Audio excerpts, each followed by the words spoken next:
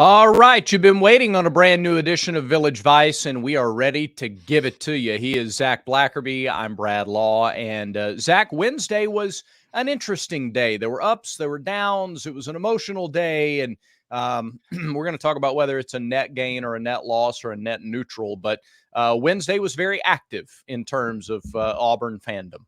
Yeah, I think it was a net loss. I think losing Ryan Williams to Alabama and then losing to Alabama in basketball just a few hours later, I think that is worse than the Will Redmond hire from LSU. Though I do think that was probably the hire of the offseason.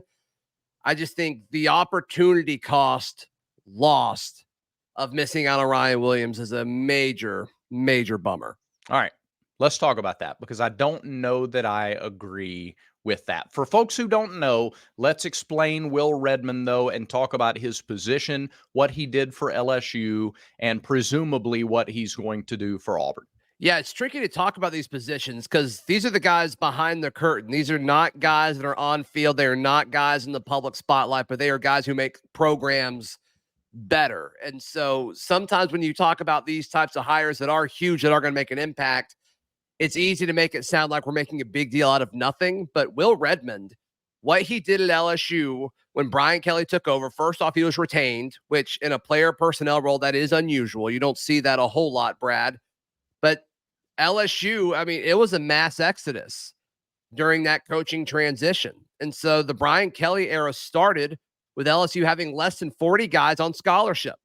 And Will Redmond was a huge part of being the architect behind constructing that roster and scouting guys, both at the high school ranks and especially in the transfer portal.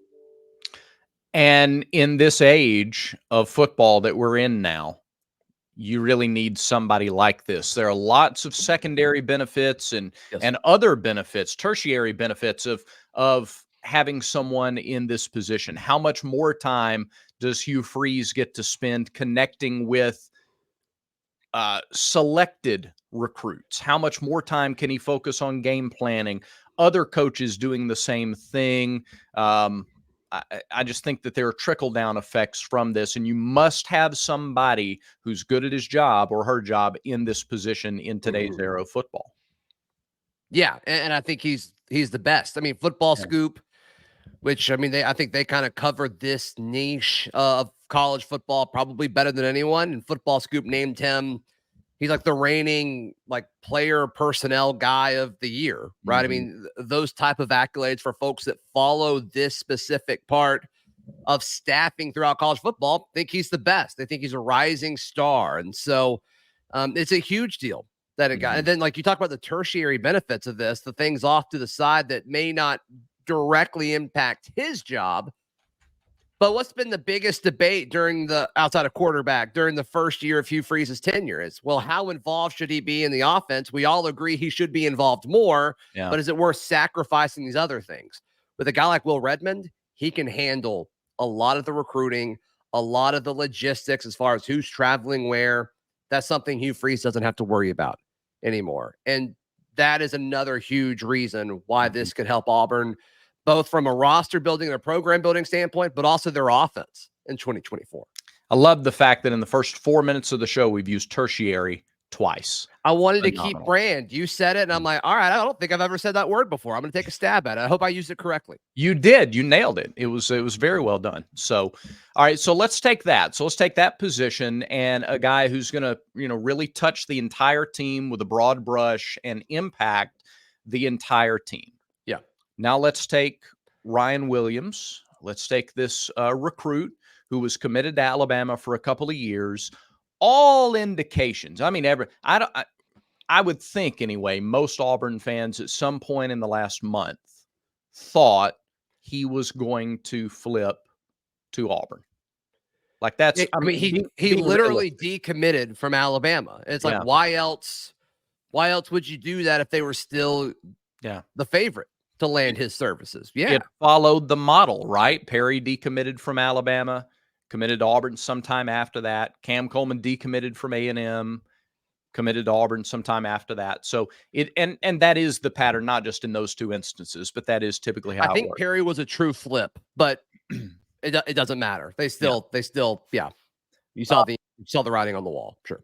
Anytime a recruit, speaking of patterns, when a recruit comes back from a visit anywhere and starts canceling upcoming visits, that's a red flag. That's a telltale sign that something happened on that previous visit. I saw some people say, well, that's good for Auburn. And that I was, thought it was, Brad. well, I didn't. Immediately, I started to pull back and go, wait a minute. You start canceling any visit after you've gone to one place, something happened at that one place that makes you feel less like you need or want to go see other places. Mm-hmm. And and that's what happened. So, one of the things that I think is interesting to watch, or has been interesting to watch at Alabama over the last couple of weeks, when these players have defected, when they've transferred and they've gone other places, specifically Ohio State and Georgia, what have you heard, particularly from the in-state media machine? You've heard, boy, Ohio State's really opening up the NIL books here. They are throwing caution to the wind, and they are opening up the coffers, and it's NIL, NIL, NIL. When other teams pull in major talent. Mm-hmm. Therefore, logic would tell you, all right, let's think about what's happened at Alabama over the last 2 weeks. The greatest college football coach of all time, in most people's opinion, has left. Yeah. So have like 30 players. They've gone. Right. They need a win. They've been pushing their NIL collective harder than they have since its inception. They need it now more than they ever have. They could not literally afford another PR loss. So it's just sort of logic and wisdom and understanding the landscape to think that if other teams are luring top talent away with NIL, perhaps suddenly in Tuscaloosa, Ryan Williams' valuation just skyrocketed because they had to have a PR win. He's a great player too. He's going to do awesome things on the field. There's no question about that.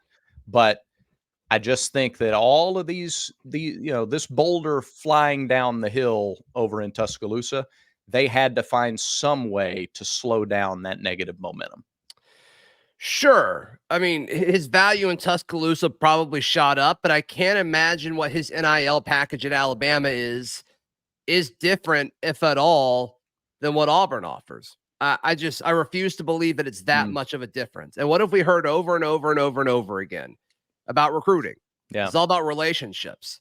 This guy doesn't know Kalen DeBoer. This guy doesn't know the new staff that's here.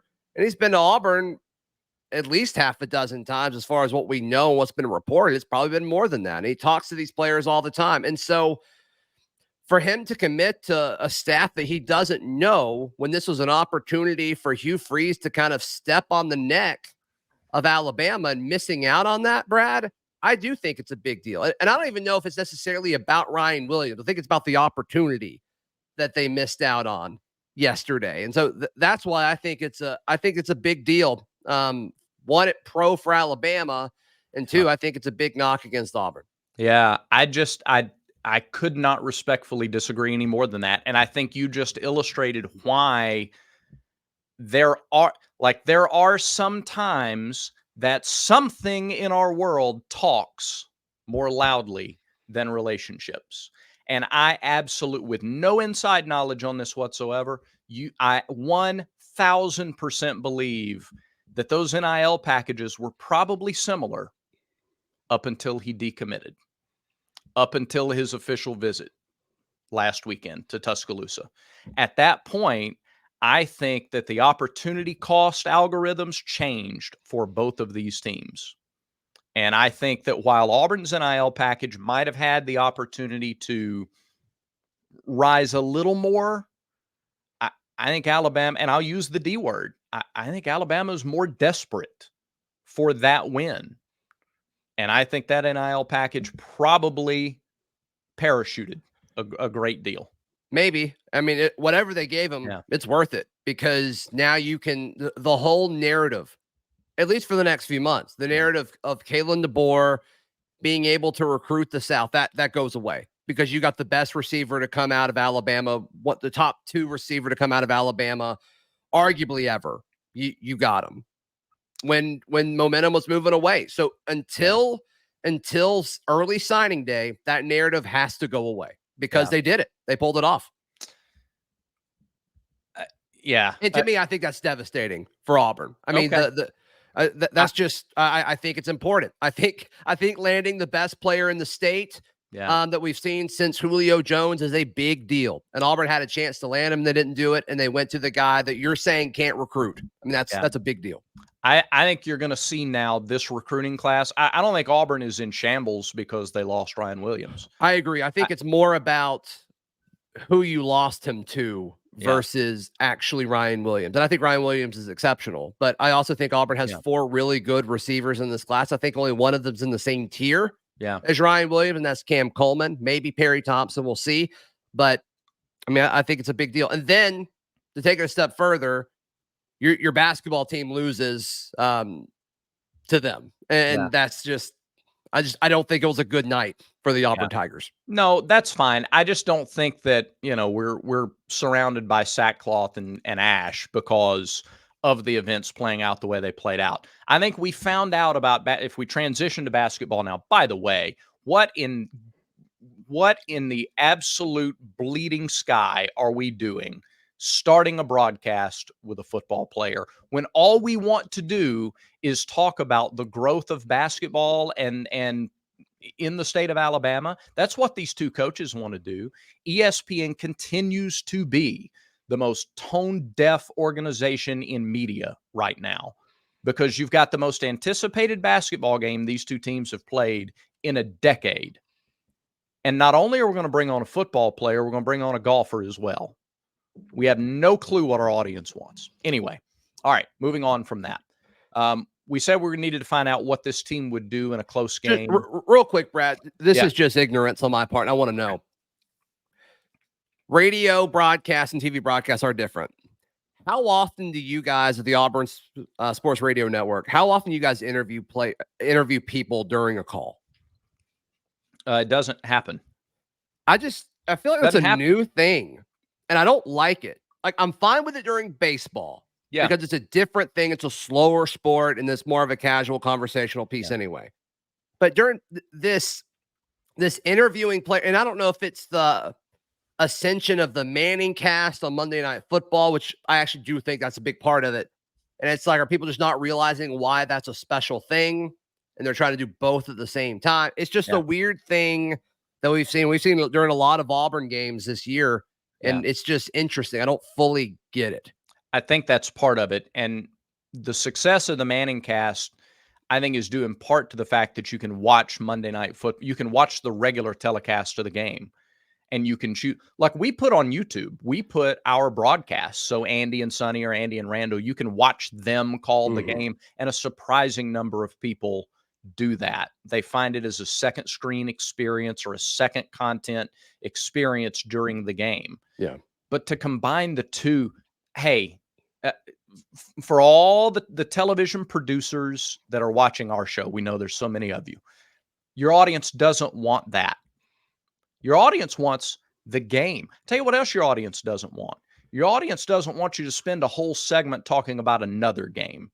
Your audience is on your game for your game. Call your game. And if your announcers can't talk about your game for the entirety of your game, those announcers shouldn't be on that game. Yeah. All right. Let's talk about the basketball game, because I know you've got a lot of thoughts on it as well. We'll also talk about the DC situation as we record this Thursday morning. All that's coming up right here on Village Vice. Want to encourage you, though, to head over to mybookie.ag. Don't go away from our show. Use this as a second screen experience. mybookie.ag. It's got a great mobile app. It's almost more better. I almost said more better. It's almost better to use on your phone than on the desktop. But yeah, mybookie.ag. You can bet on anything. You can bet on absolutely anything you could possibly think of over at mybookie.ag. And when you make that first deposit, use promo code NEXTROUND. You'll get some extra money to bet with. They're just giving money away. It's insane. I don't know what their business plan is, but go ahead and get in on the action over at mybookie.ag and use promo code NEXTROUND. round. You almost got the spit take there. You were that close to getting the spit take. Because All of the right. more better. Yeah. I wish Auburn played more better last night. Yeah, they had a stretch, didn't they? Where defensively they were so weary of Alabama driving. Yeah. And that they gave them too much space. And man, you just can't do that against a team shooting nearly 40% from three. And Especially when you're so much better around the rim than yeah. Alabama is. I was surprised that was the game plan. Well, and I'll say offensively too. We'll get some of the negative out of the way. I thought Auburn took too many threes, and I thought once Alabama got the lead, Auburn almost tried to match 3 for 3 unnecessarily. They could have Yes. stayed within their regular offense, what they've done all season long, and had a ton of success. They couldn't handle Janai on the inside. He had an all-conference game. And he was begging for the basketball, Yeah. Brad, in the last 10 minutes of the game. And we just had guys that wanted to chunk it up. I mean, Yeah. it Too many just threes. too Too many many threes. For the first time this season, we saw Auburn try to play. We saw guys playing a little bit of me ball, a little selfish basketball, not team basketball, and it showed. And unfortunately, that reared its head in the biggest stage of the season so far. And I don't know if it's because it was close in a battle. I mean, Auburn hasn't really been in a whole lot of battles, especially in the second half over the course of this season. Some of that's been due to how they play, but like, is this who this team is when they're pressed a little bit? Because if that's the case, that's not good. They've got to figure out how to simulate that in practice and get these guys more comfortable. Some of the rotation stuff I didn't fully get. I thought the team looked better when Trey Donaldson was on the floor, not Aiden Holloway. Aiden looked like a freshman last night. And I don't know if that was Bruce Pearl kind of going big picture and saying, Aiden, you've got to learn how to play in situations like this. And like, I think he went 0 for 7 at 2 points.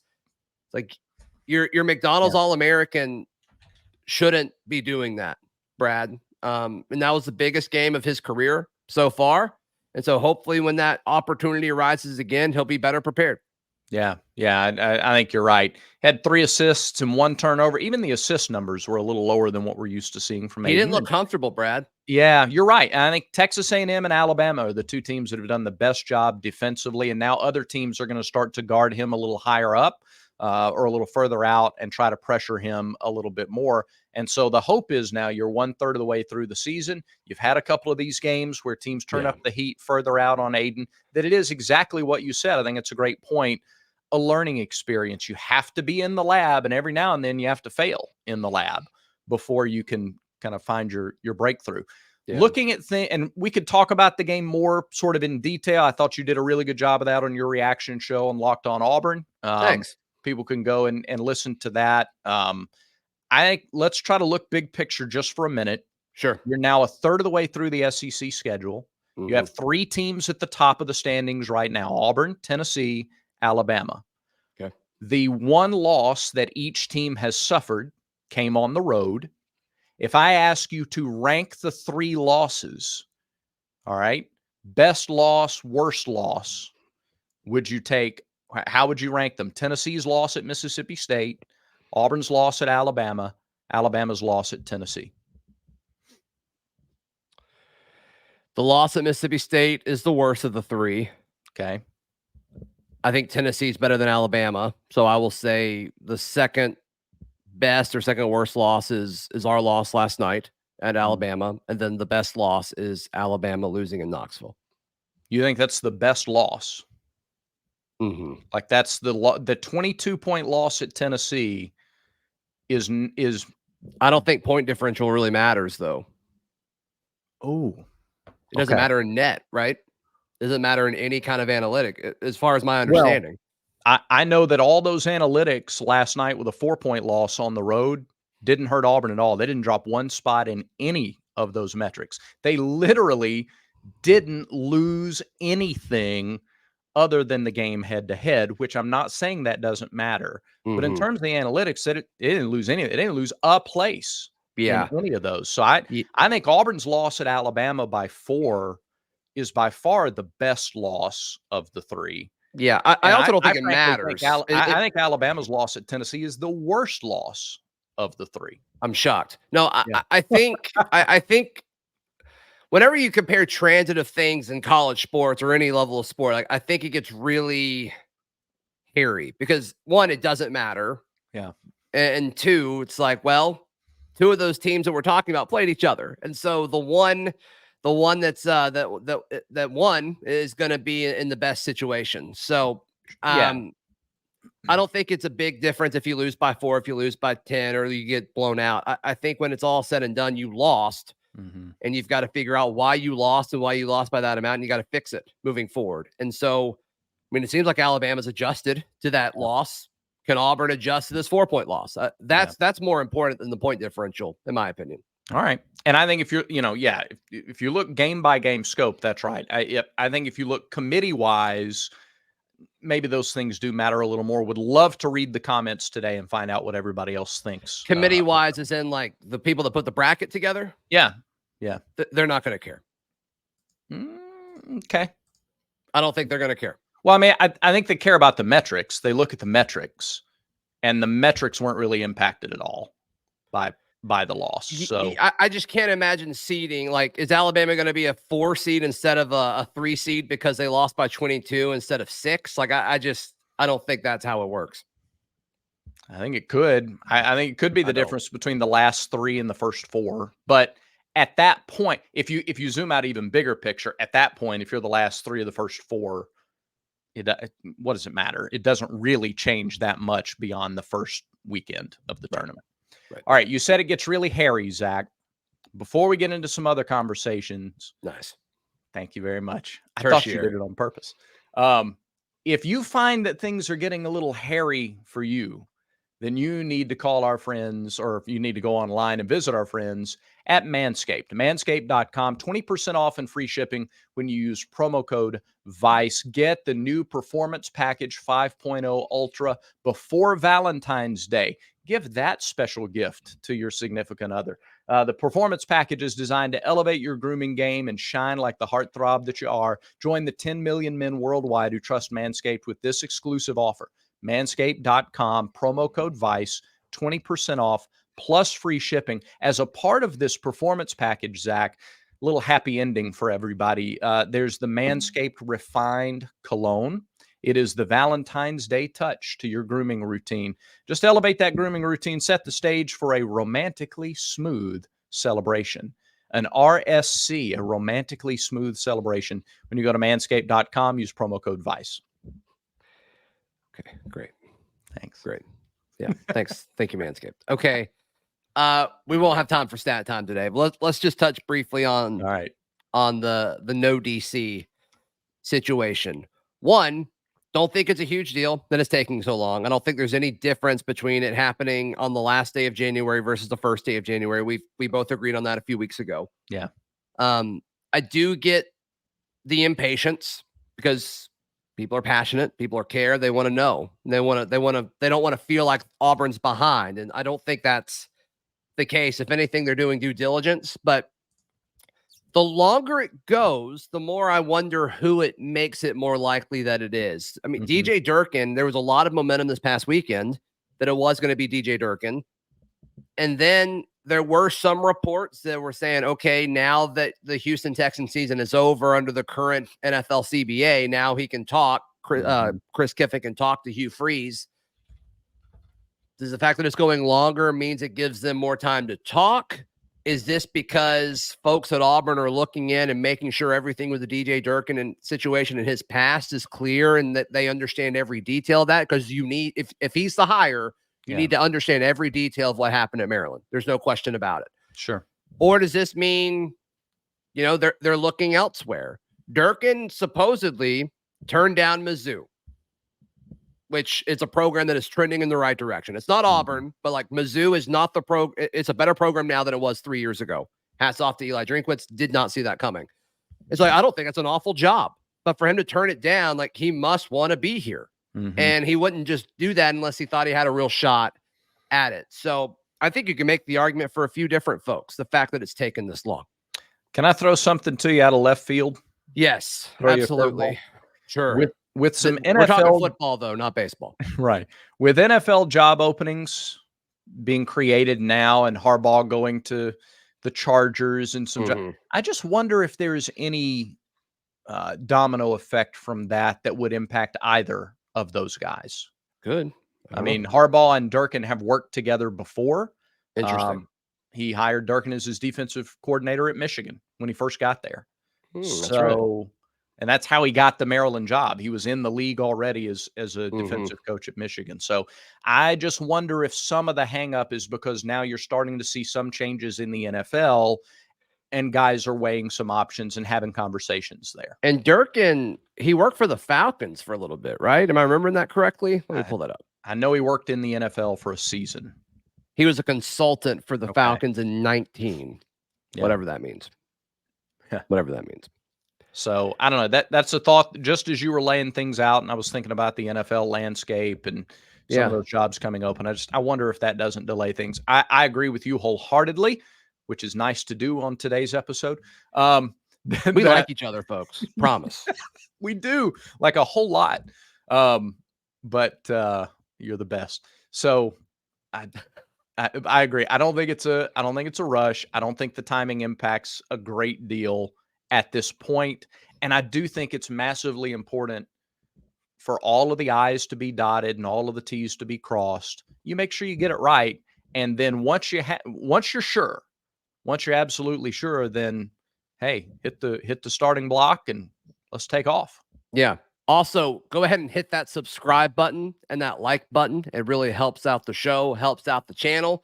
We've got goals to hit, Brad. We've got goals to hit on this feed by the time the season starts, and we hope you help us get there. We're super thankful and super appreciative of all of you. But in the meantime, Brad, that about does it for today's show. Yes, it does. We have some cool things coming up that we're excited to share with you in the future. You know what? If you have any life questions, for a segment we're trying to install, any life question, because we'll filter them out. You don't need to worry about that. We will do the filtering.